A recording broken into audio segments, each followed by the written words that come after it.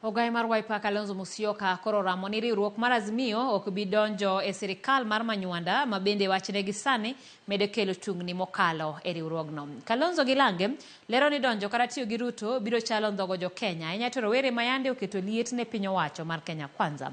Jafo mar Eriko Wenga ni kod ler mathoth.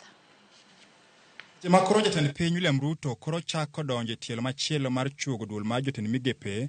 Jatend Wiper Kalonzo Musyoka notelo ne moko kuom jotelo mag riwruok mar Azimio la Umoja mar medo kwedo mokalo paro manywandogi e piny owacho. We shall not participate in or support the proposed Kenya Kwanza-led broad-based government of national unity, because this is a betrayal of the Kenyan people, particularly Gen Z and millennials, who are paid the ultimate price to rid this country of the disastrous Kenya Kwanza regime. Kalonzo lero ni Azimio donje sirkal biro balo kod dwaro mar rowere ma osebedo ka keto jatend piny Ruto tesre kokale ng'anyo ma otwere matimata e tunge Kenya duto. That when it comes to siding with Gen Z and the Kenyan people versus the Kenya Kwanza regime, our decision is as obvious as day and night.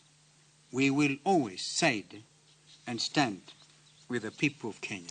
Kalonzo kod Lange bang' bedo kod lalruok gi telo mag duond buche moko e Azimio kaka DAP-K, Jubilee PNU gi NARC Kenya nochiwo siem mager ne jokanyo magi ma samoro ibiro gwelo ni kik yie lemo makamago. Should any of our members opt to join the proposed Kenya Kwanza-led broad-based government of national unity, we shall not be party to that decision. They will actually only be joining in their individual capacities, not on behalf of Azimio. Chieng' tich adek, duond buche duto mag Azimio nobedo kod romo magalamoro mag jotelo moyier e kar romo ma Ramogi Odinga Foundation, romo bende notele gi ogai mar Azimio Raila Amolo Odinga.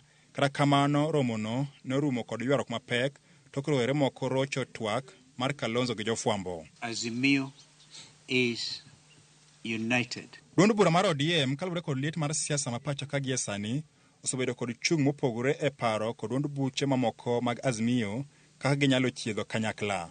Eriko Wenga, Ramogi TV, Nairobi.